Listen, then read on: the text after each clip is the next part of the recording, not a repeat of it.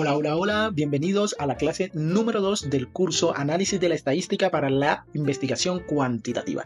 Y como es costumbre, iniciamos la clase con una frase. Esta expresa lo siguiente: la estadística es el arte de mentir con números. ¿Qué opinas? Déjame saber en los comentarios lo que opinas respecto a esta frase expresada por George Bernard. Muy bien, los voy a estar leyendo. Mientras tanto, te voy a explicar qué es lo que yo logro interpretar de estas palabras que expresa el autor George. Muy bien, para explicártelo, vamos a ver un ejemplo con la finalidad de que pueda ser más práctico o más entendible para ti mi perspectiva. Supongamos que en X estudio se realizó en Colombia. ¿Cuál era la intención del estudio? Conocer las palabras coloquiales más usadas en Colombia, en este país. La población son todas las personas nacidas en Colombia y que viven en Colombia. Muy bien, los investigadores tomaron como muestra a los habitantes de la ciudad de Medellín. El estudio mostró los siguientes resultados.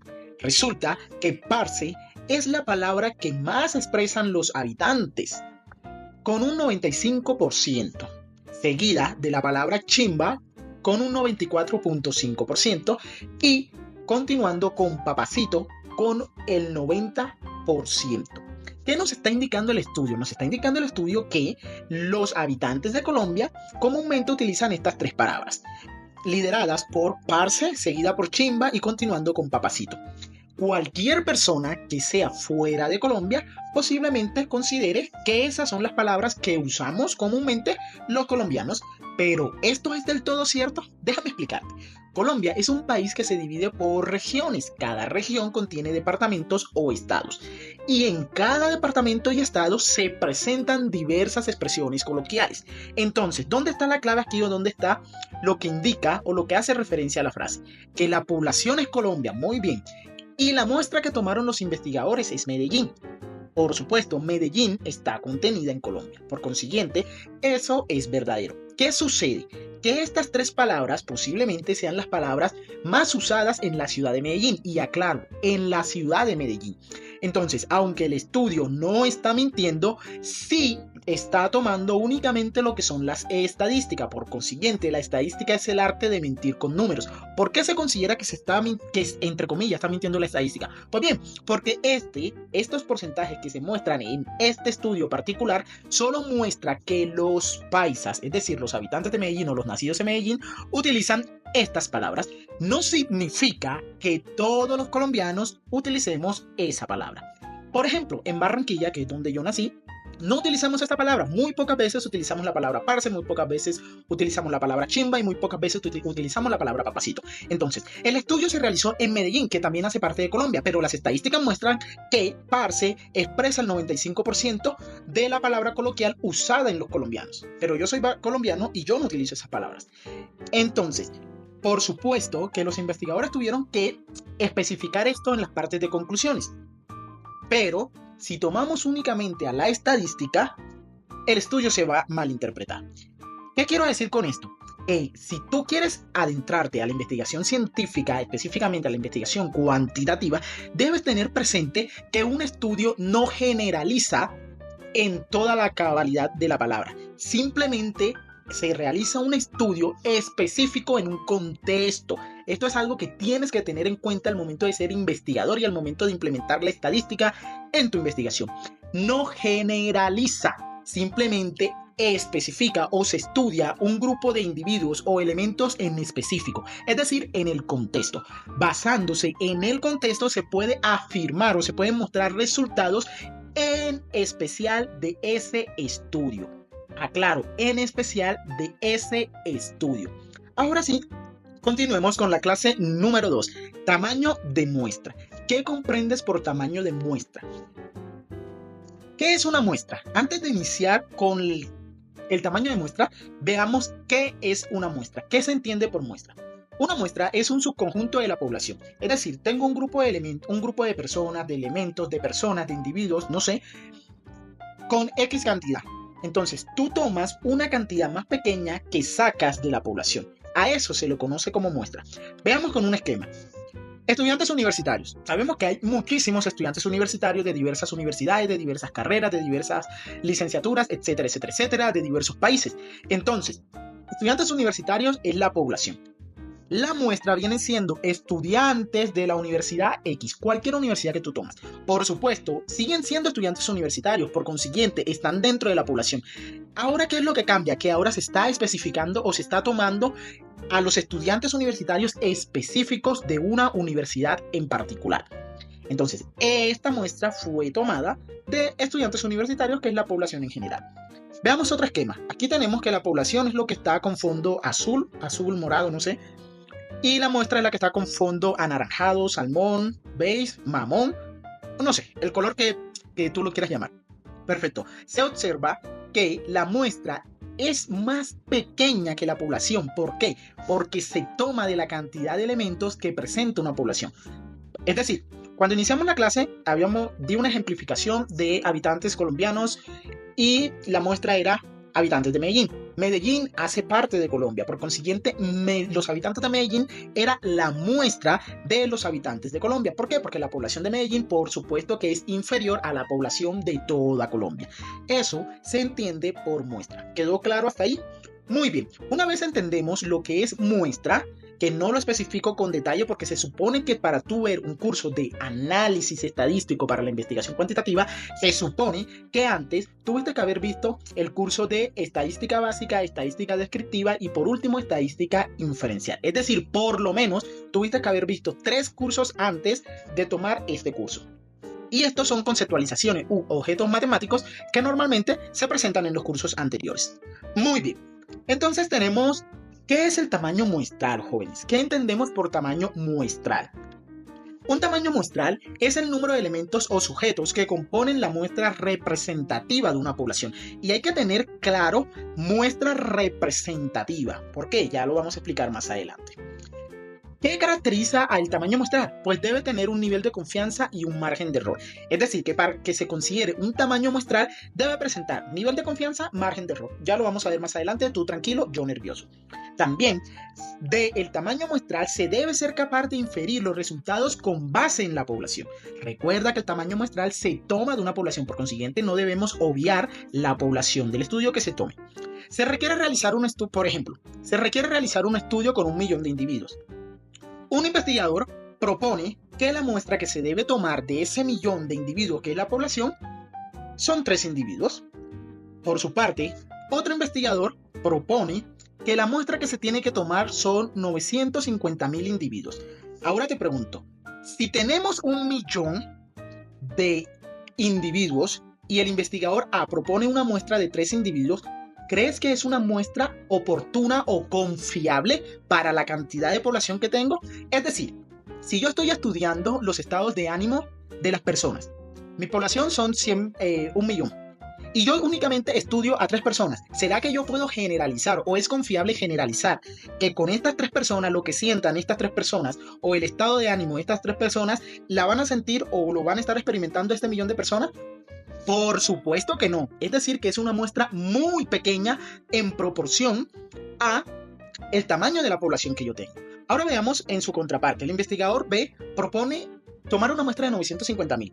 De 950.000 a 1 millón de personas, ¿cuál es la diferencia? Únicamente 50.000 personas. Entonces, ¿para qué tomarse el trabajo de especificar una muestra que es muy similar a la población? Tampoco es oportuno y tampoco es confiable. ¿Por qué? Porque si voy a tomar la muestra casi que el mismo tamaño de la población, pues trabajo sobre la población y me evito una cantidad de procesos que me van a servir a mí como investigador. Entonces, eso requiere lo que significa un tamaño muestral, tomar una muestra en proporción o que sea confiable al tamaño de la población que yo tengo. En estos 2 ejemplos, el investigador A propone una muestra muy baja, una muestra muy pequeña, y el investigador B propone una muestra extremadamente alta. Ninguno de los 2 casos es oportuno en referencia a la cantidad de individuos o elementos que yo tengo para realizar la investigación. Ahora veamos las ventajas y desventajas del tamaño muestral. Una de las ventajas del tamaño muestral es reducción de costos. ¿Qué quiere decir esto? No es lo mismo hacer una investigación a 1 millón de personas donde te va a tomar más tiempo, te va a tomar posiblemente más dinero, invertir más cosas, que hacer una investigación, por ejemplo, supongamos que el tamaño muestral ideal sean 100.000 personas. Entonces, es más práctico realizar una investigación a 100.000 personas que realizar una investigación a 1 millón de personas. Entonces, esa es una de las ventajas que presenta el tamaño muestral. Otra de las ventajas es que disminuye el tiempo. Sigamos con la secuencia anterior o con la ejemplificación anterior. Te va a tomar menos tiempo implementar instrumentos y técnicas a 100.000 personas que implementar esos mismos instrumentos y esas mismas técnicas a 1 millón de personas. Y no solamente implementarla, sino también analizarla, porque la implementación es una parte de la investigación, pero el análisis es otra muy diferente y es donde comúnmente los investigadores solemos tomarnos un poco más de tiempo, nos demoramos más.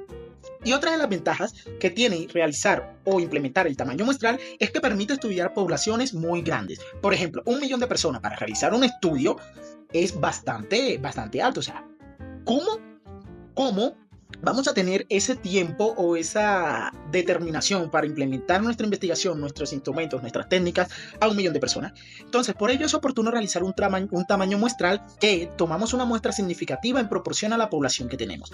Así como todo, hay una dualidad. Es decir, que si tenemos ventajas, por supuesto que también se van a presentar desventajas. Primera desventaja, puede causar muestras distorsionadas, es decir, que no sean muy confiables o que se encuentre incongruencia entre lo que se establece en la metodología, lo que se establece en la parte estadística y lo que se establece en las conclusiones. Otra de las desventajas es que puede conducir a conclusiones erradas debido a fluctuaciones estadísticas. ¿Qué quiere decir esto, profe Hanner? Ya te lo explico. Cuando hablamos de fluctuaciones estadísticas, hacemos referencia a que en cualquier parte de la implementación de la parte estadística que tú estés implementando, cometiste un error. Si cometiste un error, esto te puede afectar en todo el transcurso de tu investigación. Por consiguiente, tus conclusiones se van a ver poco confiables. Y por último, otra de las desventajas, que ojo, aquí solamente estoy nombrando 3 ventajas y 3 desventajas, pero no significa que sean las únicas, simplemente es para mostrarte algunas. O tercera desventaja, puede generar resultados con falta de respuestas. Es decir, que no tenemos los datos suficientes como para dar una afirmación o para mostrar unos resultados confiables. Algo para tener presente en el tamaño muestral es que manejamos 2 tamaños muestrales. Tamaño muestral para una población finita y tamaño muestral para una población infinita. La población finita, los elementos son limitados. Para la población infinita, los elementos no se pueden cuantificar, no se pueden contar o no se pueden determinar con exactitud cuánto tenemos. Un ejemplo de población finita es estudiantes de una universidad en particular. Buscando la base de datos o incluso acercándote a la misma universidad que te facilite esos datos, te pueden decir, tenemos tantos estudiantes. Por consiguiente, es una población finita porque se conoce el total de los individuos o elementos. Otro ejemplo, pacientes de una clínica en específico. Acontece lo mismo que en la universidad particular. Y por último, habitantes de una comunidad. Es decir, que debe haber un registro o comúnmente se presenta un registro de cuánta cantidad se presenta en esas circunstancias. Por su parte, la población infinita, los elementos no se pueden cuantificar. Por ejemplo, cantidad de granos de arena en las playas. ¿Quién sabe cuántos granos de arena hay en las playas? O en una playa particular. Ni siquiera si tomamos una sola playa, no podemos determinar cuántos granos de arena hay en total. Cantidad de gotas de agua en un océano. O sea, ¿quién se va a poner a contar las gotas de agua que hay en un océano? Y eso, gotas de agua también presentan volumen, mayor volumen, menor volumen, o sea, es muy complicado y hasta el momento, y aclaro, hasta el momento imposible de determinar qué cantidad de gotas de agua hay en un océano. Y por último, cantidad de todas las personas que beben agua en botella.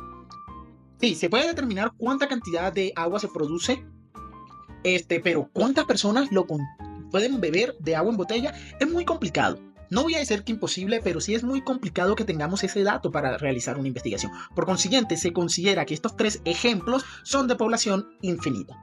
Ahora bien, ¿por qué hago la aclaración que se manejan 2 tipos de población en el tamaño muestral? Porque utilizamos fórmulas diferentes. La fórmula para la población infinita es la que aparece en pantalla. La fórmula para la población infinita es la que acaba de aparecer en pantalla. Entonces, observa que para la población finita se utiliza una fórmula, es decir, un proceso estadístico con ciertas características, y para la población infinita con otras características que tienen elementos similares o particulares o iguales, sí, pero tienen procesos un poco distintos. Ahora bien, Tamaño muestral. ¿Qué significa cada uno de los componentes de esta fórmula? Entonces, la n minúscula es el tamaño de la muestra, es decir, lo que queremos encontrar. Ya más adelante vamos a especificar qué significa cada uno de estos elementos. Por ahora solo los voy a estar nombrando. N mayúscula es el tamaño de la población. Y aclaro, de la población finita. Observa que n mayúscula solo aparece en la fórmula de tamaño muestral para la población finita. ¿Por qué? Porque conocemos la cantidad de población. En cambio, en la infinita, si no conocemos la cantidad de población, ¿para qué la vamos a colocar en la fórmula? ¿Para qué? Muy bien. Z sub alfa. Sub significa que está un poquito debajo de la letra que mencioné anteriormente, y alfa es una letra griega que utilizamos comúnmente en matemáticas. Es el valor crítico de la distribución normal para el nivel de confianza deseado. Reitero, tranquilízate, tómate tu avena, toma tu pitillo o popote, porque aquí en México pitillo tiene otra connotación, pero en Colombia pitillo es el popote, como le llaman aquí en México. Entonces, sigma, que es otra letra griega, es la desviación estándar poblacional. E mayúscula es el margen de error. Y aclaro, algunos libros, alguna literatura no toma E mayúscula, toma E minúscula. Y eso es algo que debemos de tener en cuenta. La nomenclatura cambia según la literatura que tú estés revisando. Así que está pendiente a ello. Esta letra, que hasta el momento se me olvida porque también es una letra griega, pero se me olvida cuál es la proporción esperada de la población que presenta las características de interés. Eso lo vamos a ver más adelante. Observa que esta nomenclatura o esta expresión solo aparece en la población infinita para determinar el tamaño muestral de una población infinita. Aunque tienen elementos o nomenclaturas o letras similares, tienen ciertas diferencias, ciertas particularidades entre la muestra en el tamaño muestral para una población finita y el tamaño muestral para una población infinita. Lo reitero, sí, yo sé que estoy siendo repetitivo, pero tiene que quedar claro, jóvenes, porque una fórmula u otra fórmula se utiliza dependiendo el estudio que tú estés realizando. Y eso, como investigador, como estadístico, como estudiante de investigación o como estudiante de estadística, tienes que tenerlo presente, claro como el agua. Ahora bien, vamos a explicar, a definir cada uno de los componentes de la fórmula. Iniciamos por n, que es el tamaño de la muestra. No hay mucho que explicar, la verdad. El tamaño de la muestra es lo que queremos buscar. Por eso es que aparece en uno de los lados de la ecuación. Muy bien.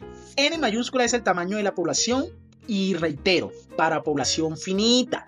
Individuos o elementos que presentan características para ser estudiados. Es decir, n, el tamaño de la muestra, se considera a los individuos o los elementos que presentan características para ser estudiadas. Acá aclaro con características que tienen que tener comúnmente tienen que tener características similares para poder realizar un estudio comúnmente, porque no siempre, no acontece siempre, por eso aclaro comúnmente.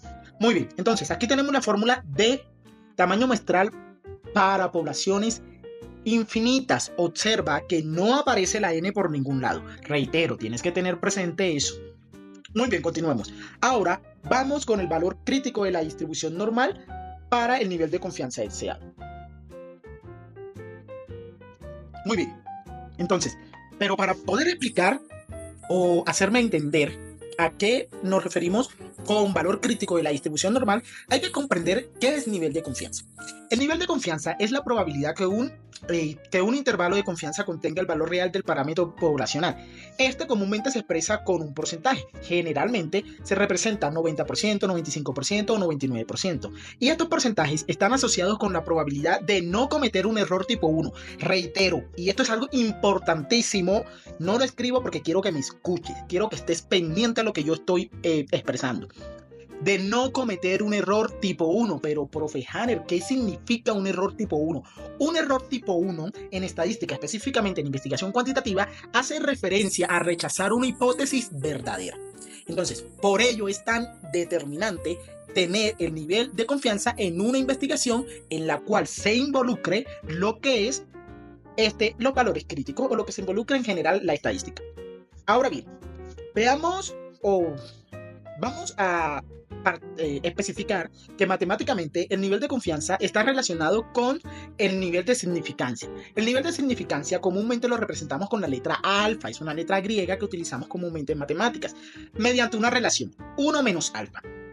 El número que vamos a utilizar comúnmente en el tamaño muestral va a ser 1. A ver, para que no se presente confusión, porque ya me los conozco.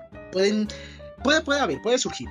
1 normalmente lo utilizamos porque recordemos que la probabilidad no ha de ser mayor que 1. Entonces, para que el nivel de significancia tome congruencia con eso que estamos manejando, le vamos a restar a ese 1, que significa la máxima probabilidad que puede ocurrir algo, lo que puede ocurrir un evento, le vamos a restar el nivel de significancia. No te preocupes, tú tranquilo, yo nervioso. Más adelante vamos a ver ejemplos específicos en el que tengamos que realizar procesos matemáticos y así te puedo ir explicando de cómo se va efectuando, cómo se relaciona este proceso matemático, o más bien este proceso estadístico, con la investigación científica, porque no es solamente obtener datos, jóvenes, no es solamente tener un número, es saber interpretar, saber inferir y saber comprender qué me está diciendo ese número. Pero tú tranquilo, tranquilízate, tómate una soda y siéntate, todo con tiempo. Primero debo sí o sí explicarte la conceptualización para que tengas bases sólidas y poder comprender más adelante cuando nos adentremos a expresiones matemáticas, expresiones estadísticas y solucionar o calcular o efectuar esas situaciones. Por ahora nos vamos a quedar solamente con la teoría.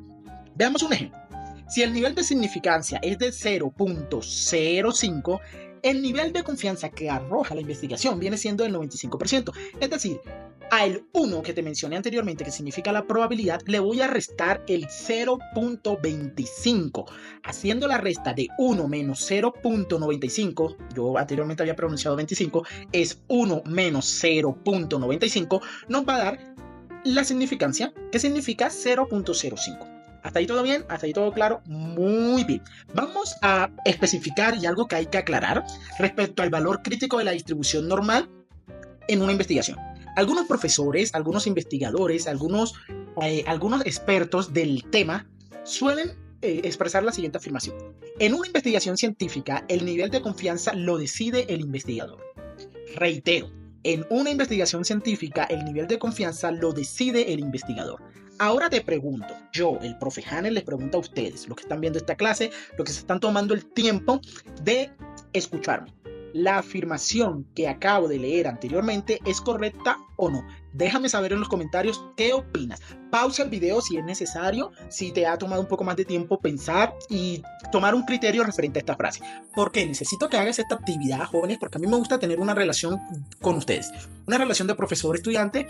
¿Por qué? Porque eso va a estimular su parte cognitiva y por consiguiente se les va a facilitar el aprendizaje.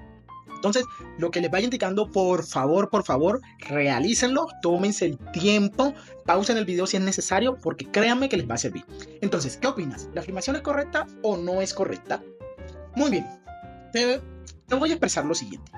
Esta afirmación es cierta, pero con ciertos matices que comúnmente los profesores o investigadores no se toman el tiempo a detallar cuáles son estos matices. Y aquí en Profe Hanner, fácil o facilísimo, te lo expresamos. El nivel de confianza sí es elegido por el investigador. ¿Qué sucede?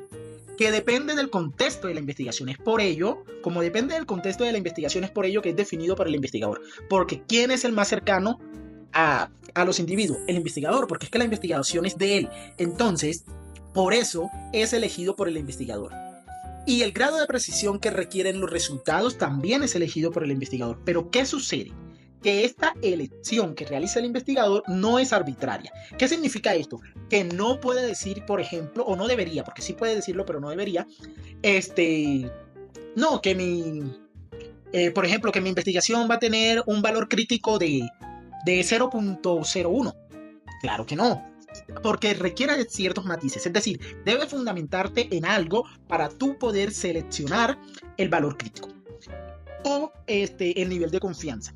¿De qué depende? Depende de la ciencia donde tú te estés moviendo. Por ejemplo, en ciencias sociales y educación, que es a donde yo pertenezco, donde he realizado investigación científica, generalmente se utiliza un nivel de confianza del 95%, es decir, un nivel de significancia de 0.05. Recuerda que el nivel de significancia lo representamos con la letra alfa. Si por otra parte estás en medicina y farmacología, entonces se prefiere que el nivel de confianza sea del 99%, es decir, con un nivel de significancia de 0.01. ¿Por qué? Debido a la necesidad de minimizar errores en estudios clínicos. Entonces, mira que para las ciencias sociales y educación solo requerimos un 95% de nivel de confianza con un nivel de significancia de 0.05, pero en medicina se requiere comúnmente o se prefiere comúnmente el 99% con un nivel de significancia de 0.01. Ahora, en ingeniería y manufactura, si tú estás en este área o algo similar, puede usarse un 90 o un 95%. Ahí tienes un poco más de elección, ya que el investigador decide si quiere un 91, un 92, un 93, 94 o 91. Esto dependiendo del tipo de control de calidad que sea requerido en la investigación. Entonces, el investigador sí puede seleccionar el nivel de significancia, el valor crítico, sí lo puede seleccionar, pero tiene que tener algunos fundamentos. Es decir, tiene que tener presente dónde se está moviendo la investigación. Si está haciendo en ciencias sociales y educación, si está haciendo en medicina y farmacología, o si está haciendo en ingeniería y manufactura. Espero que esto haya quedado claro. Si no quedó claro, por favor, por lo que más quieras, repite el video cuantas veces sea necesaria hasta que lo comprendas, porque esto es fundamental para iniciar con investigación, o más bien para analizar la estadística y la investigación cuantitativa. Así que repítelo cuantas veces sea necesario, no importa el tiempo que te tengas que tomar. La ventaja de tu ver este curso en la plataforma de que sea un curso pregrabado es que lo puedes repetir las veces que tú quieras. Si se te presentó dudas, si tienes alguna duda, una confusión, la puedes escribir en los comentarios, que créeme que voy a contestarte lo más rápido posible. Aprovechando que el canal apenas está creciendo, las probabilidades de que te conteste son altísimas, muy altas. Si no, me puedes contactar por otros medios como Instagram, me puedes dejar un mensaje en directo y con gusto te voy a estar contestando. Mi Instagram lo encuentras también en la caja de descripción, aquí abajo va a estar, o al final del video comúnmente yo dejo el usuario. Perfecto. Entonces continuamos. Tamaño muestral con sigma, que es o se refiere a la desviación estándar poblacional. ¿Qué es la desviación estándar? Recuerda que la desviación estándar la representamos por la letra sigma del alfabeto griego o la letra S. ¿Qué mide sigma? ¿Qué tanto se dispersan los datos respecto a la media? Ojo, que ya tú tienes que estar claro que es media, porque esto es de estadística básica. Expliquémoslo de una forma más básica. Si la desviación estándar es baja, esto quiere decir que los datos son cercanos a la media. Por el contrario, si la desviación estándar es alta, los datos están más dispersos. Reitero, si la desviación estándar es baja, los datos están cercanos a la media. Si la desviación estándar es alta, los datos están más dispersos.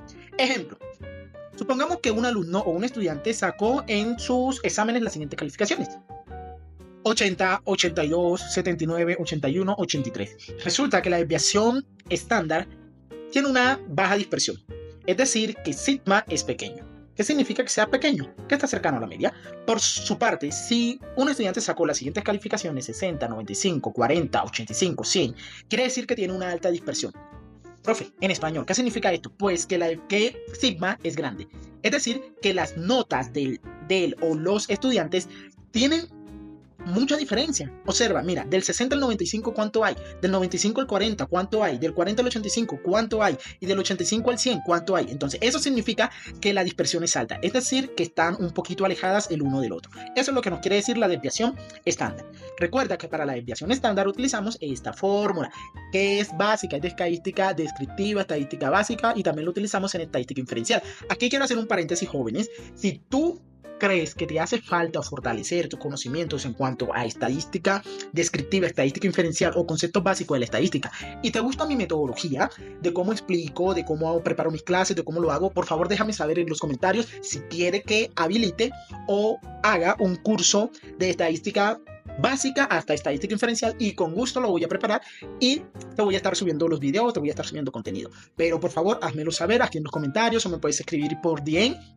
por Instagram, y por los medios que tú consideres más certeros. Perfecto. Ahora bien, vamos con el margen de error, que reitero, alguna literatura la toma como E minúscula, otra literatura la toma como E mayúscula. Eso depende de la literatura que tú estés utilizando. ¿Qué es el margen de error? El margen de error lo que indica es cuánto puede variar un resultado respecto al valor real de la población en un estudio estadístico. Es decir, supongamos que un margen de error es pequeño. Esto significa que tiene una mayor precisión en los resultados. En contraparte, si el margen de error es grande, implica menos confianza en los datos obtenidos. Ejemplo, si en una encuesta dice que el 60% de las personas prefiere un producto y este presenta un margen de error de más o menos 3%, el valor real está entre el 57 y el 63%. Y tú te estarás preguntando, achis, ¿qué pasó aquí, profe? Pues bien, mira que tenemos más o menos, es decir, que le voy a sumar a ese 60% el 3% y también se lo voy a restar. Por consiguiente, me deja un intervalo del 57 al 63%. ¿Por qué? 60 menos 3, 57. 60 más 3, 63%. Eso es lo que nos está indicando el margen de error. Recuerda que margen de error es un intervalo que presenta un valor mínimo y un valor máximo, así de fácil o facilísimo. Mira qué sencillo, qué práctico, qué fácil. Muy bien, la fórmula para calcular el margen de error es esta, que reitero, esto ya tú tienes que estar claro con esta fórmula porque es del curso de estadística descriptiva, estadística inferencial. Reitero, si quieres que yo habilite un curso donde te ayuda a fortalecer y te dé tips, te dé trucos, te dé tácticas de cómo ser muy eficiente y eficaz y que puedas comprender mejor lo que es la estadística descriptiva haciendo uso de la neurociencia y la programación neurolingüística, por supuesto, déjame saber en los comentarios y también ayúdame por favor a que este canal crezca compartiendo el video, dando like, suscribiéndote al canal, que eso realmente, se los digo, es muy valioso para cualquier creador de contenido. El apoyo de las personas que nos ven es demasiado valioso para nosotros porque aparte de ser un motivador para tú poder seguir creando contenido, también ayuda a otras personas a que puedan obtener o acceder a esta información. Y sí, creadores de contenido que te explican estadística hay muchísimos, pero recordemos que no todos tienen el mismo ritmo y estilo de aprendizaje, entonces algunos se adaptan más a otros creadores, otros se adaptan más a la metodología que yo implemento y así, para gusto los colores. Y continuemos con la proporción esperada de la población que presentan las características. Entonces, ¿qué quiere decir esto? Esto representa el porcentaje de la población que tiene las características de un interés en un estudio particular. Es decir, si la proporción es alta, significa que muchas personas tienen esas características. Por el contrario, si la proporción es baja, significa que pocas personas presentan esas características. Reitero, aquí te planteo la fórmula para poder calcular la proporción. Veamos un ejemplo. En una encuesta, si el 40% de los encuestados dice que prefiere café sobre té, entonces la proporción equivale al 0.40. Esto lo vamos a ver más a detalle, jóvenes, cuando nos adentremos un poquito más a resolver ejercicios, a efectuar ejercicios ya prácticos, ejercicios de investigaciones que se han realizado o cómo realizar estos ejercicios o implementar la estadística en tu investigación particular. Recuerda que si requieres de asesoría particulares que te ayude o que te indique si lo estás haciendo bien, si es por ese no es el camino, me puedes contactar por cualquiera de mis redes sociales, me puedes dejar un mensaje acá y te facilito mi correo electrónico y ya llegamos a un acuerdo. Eso sí, aclaro, eso ya no sería gratuito, jóvenes, porque no se pasen de lanza, como dicen aquí en México. O sea, mi contenido que tú ves en mis plataformas es totalmente gratis, yo te puedo orientar a ciertas cosillas, pero si ya tú quieres algo más personalizado, algo en el que te pueda decir, mira, por aquí no es el camino, mejor inténtalo por esto, o prueba esto, prueba eso, ya eso son clases particulares que por supuesto de algo tenemos que vivir los creadores. No crean que solamente es por la creación de contenido y mucho menos cuando apenas estamos iniciando, como dice este canal, apenas tiene poco tiempo, no está monetizado, entonces requerimos de otras habilidades, otras fuentes de ingreso para poder persistir y poder seguir ayudándolo. Vaya. Y reitero, hay profesores de todo tipo, hay profesores con muchas metodologías, pero ya cada estudiante va buscando la metodología que más se le facilite. Por eso yo siempre te voy a ofrecer mis servicios particulares en cuanto a matemáticas, en cuanto a coaching emocional para el aprendizaje de las matemáticas, en cuanto a la estadística, en cuanto a la investigación cualitativa, en cuanto a la investigación cuantitativa, por supuesto que sí. Y todas mis metodologías tienen la implementación de neurociencia, programación neurolingüística y emociones de logro. Que este tipo de emociones de logro no es un tema que comúnmente suelan utilizar los investigadores, y menos en matemáticas, porque es una corriente que apenas se está indagando, apenas se está consultando. Entonces yo soy uno de los pocos investigadores, de los pocos profesionales que utiliza tanto el apartado de la cognición como el apartado de la emoción. Y bueno, ya sin más por el momento, hasta aquí terminamos la clase número 2. Recuerda que si tienes alguna duda particular, específica, no vayas a querer que te repita todo el video, me puedes contactar por Instagram, aquí va a aparecer en pantalla, o puedes dejarme un mensaje en los comentarios, etcétera, etcétera, etcétera. También, si gustas, me puedes seguir en Instagram, aparte de ser licenciado en matemática, maestro en matemática educativa y pasante de doctorado en ingeniería y tecnología aplicada, también soy Gym Bro. Es decir, que por mi Instagram te voy a estar dando trucos, técnicas de cómo mejorar tus resultados en el gimnasio implementando matemáticas y geometría. Porque claro que sí, en el gimnasio requieres de matemática, aunque muy pocos expertos utilizan de esta metodología, pero es muy eficiente. Ya llevo años implementándola y me ha resultado muy conveniente. Entonces, si quieres algunos trucos, si quieres conocer un poco más de cómo están implicadas las matemáticas en el gimnasio o la geometría en el gimnasio, sígueme. Ahí comúnmente subo videos de mi día a día, de las preparaciones, de los alimentos, de los ejercicios, de cómo efectuar los ejercicios. Y bueno, jóvenes, no les quito más su tiempo. Nos vemos en la clase número 3. Hasta la próxima.